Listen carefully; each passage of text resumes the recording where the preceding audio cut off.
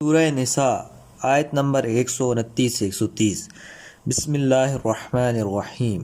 ترجمہ: اور تم ہرگز یہ استطاعت نہیں رکھتے کہ ولی محبت کے اعتبار سے عورتوں کے درمیان عدالت کر سکو، چاہے جتنی بھی کوشش کرو، لیکن اپنا میلان بالکل ایک طرف نہ رکھو اور دوسروں کو معلق نہ چھوڑ دو، اور اگر اصلاح اور پرہیزگاری کی راہ اختیار کرو تو خدا بخشنے والا اور مہربان ہے۔ اور اگر صلح صفائی کی ہوئی صورت نہ ہو اور ایک دوسرے سے جدا ہو جائیں تو خدا عالم ان میں سے ہر ایک کو اپنے فضل و کرم سے مطمئن کر دے گا، اور خدا صاحب فضل و کرم اور حکیم ہے۔ تفسیر: ایک سے زیادہ شادیوں کے لیے عدالت شرط ہے۔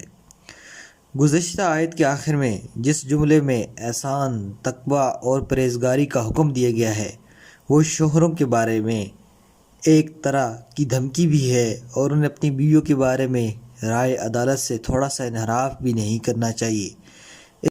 اس مقام پر ایک سوال پیدا ہوتا ہے کہ عدالت تو ولی لگاؤ کے سلسلے میں بھی ممکن نہیں ہے، لہٰذا متعدد بیویاں ہونے کی صورت میں کیا کیا جائے؟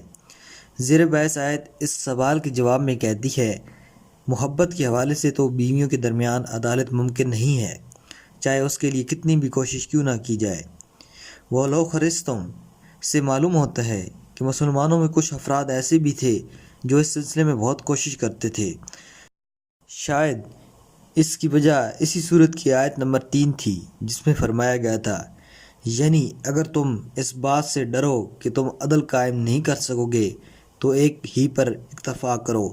یہ واضح ہے کہ ایک آسمانی قانونی خلاف فطرت نہیں ہو سکتا، اور ممکن نہیں کہ وہ تکلیف ما طلاق، یعنی ایسی ذمہ داری جس کی انسان میں طاقت نہ ہو، کا کامل ہو۔ دل کی محبت کے مختلف عوامل ہوتے ہیں جن میں سے بعض انسانی اختیار سے ماورا ہیں، لہٰذا ان کے بارے میں عدالت کو حکم نہیں دیا گیا، لیکن بیویوں سے برتاؤ اور ان کے حقوق کا لحاظ رکھنے کے بارے میں انسان پر عدالت کے لیے زور دیا گیا ہے، جو کہ انسان کے بس میں ہے۔ اس بنا پر مرد اس سے غلط فائدہ نہ اٹھائیں۔ اس جملے کے بعد فرمایا گیا ہے، جب کہ تم محبت کے حوالے سے بیویوں کے درمیان مساوات قائم نہیں کر سکتے تو پھر سارا رجحان اور قلبی لگاؤ تو ایک طرف نہ رکھو کہ جس سے دوسری بالکل معلق ہو کر ہی رہ جائے اور اس کے حقوق عملی طور پر ضائع ہو جائیں۔ آیت کے آخر میں ان لوگوں کو تنبیہ کی گئی ہے جو اس حکم کے نزول سے قبل اپنی بیویوں کے درمیان عدل میں کوتاہی کرتے تھے۔ ارشاد ہوتا ہے، اگر وہ اصلاح اور تقوی کی راہ اپنائیں اور گزشتہ رویے کی تلافی کریں تو خدا اپنی رحمت و بخشش ان کے شامل حال کر دے گا۔ اسلامی روایات میں بیویوں کے درمیان عدالت ملحوظ رکھنے سے متعلق بہت سے مطالب مذکور ہیں جن سے اس قانون کی اہمیت اور عظمت ظاہر ہوتی ہے۔ ایک حدیث میں ہے کہ حضرت علی علیہ السلام جو دن کسی ایک بیوی سے تعلق رکھتے تھے اس دن وضو بھی دوسری کے گھر نہیں کرتے تھے۔ پیغمبر اکرم صلی اللہ علیہ وآلہ وسلم کے بارے میں بھی ہے کہ آپ صلی اللہ علیہ وسلم بیماری کے عالم میں بھی کسی ایک بیوی کے گھر قیام نہیں کرتے تھے۔ معاذ بن جبل کے بارے میں منقول ہے کہ اس کی 2 بیویاں تھیں، وہ دونوں طاعون کی بیماری کو باعث اکٹھی مر گئیں، تو معاذ نے ایک کو دوسری سے پہلے دفن کرنے کے لیے کوڑا نکالا تاکہ اس سے کوئی خلاف عدالت کام نہ کیا ہو جائے۔ ایک اہم سوال کا جواب: جیسا کہ سورت کی آیت نمبر 3 کے ذیل میں ہم نے یاد دہانی کروائی ہے کہ بعض ناسمجھ لوگ اس آیت کو زیر بحث آیت سے ملا کر یہ نتیجہ نکالتے ہیں کہ ایک سے زیادہ شادیاں عدالت سے مشروط ہیں اور عدالت ممکن نہیں ہے، لہٰذا ایک سے زیادہ بیویاں کرنا اسلام میں ممنوع ہے۔ اتفاق کی بات ہے کہ روایت اسلامی سے معلوم ہوتا ہے کہ پہلا شخص جس نے یہ اعتراض اٹھایا تھا امام جعفر صادق علیہ السلام کا ہم عصر تھا اور مادہ پرستوں میں سے تھا۔ اس کا نام ابن ابی عجوہ تھا۔ اس نے یہ سوال اسلام کے ایک مجاہد عالم ہشام بن حکم سے کیا۔ انہیں اس کا جواب معلوم نہ تھا، لہٰذا وہ اپنے وطن جو ظاہراً کوفہ تھا مدینہ کی طرف روانہ ہوئے تاکہ اس سوال کا جواب معلوم کر سکیں۔ وہ امام صادق کی خدمت میں پہنچے۔ حضرت کو تعجب ہوا کہ وہ حج عمرہ کے دونوں کے بغیر مدینہ کیوں چلے آئے ہیں۔ حشام نے بیان کیا کہ اس قسم کا سوال پیش آیا ہے۔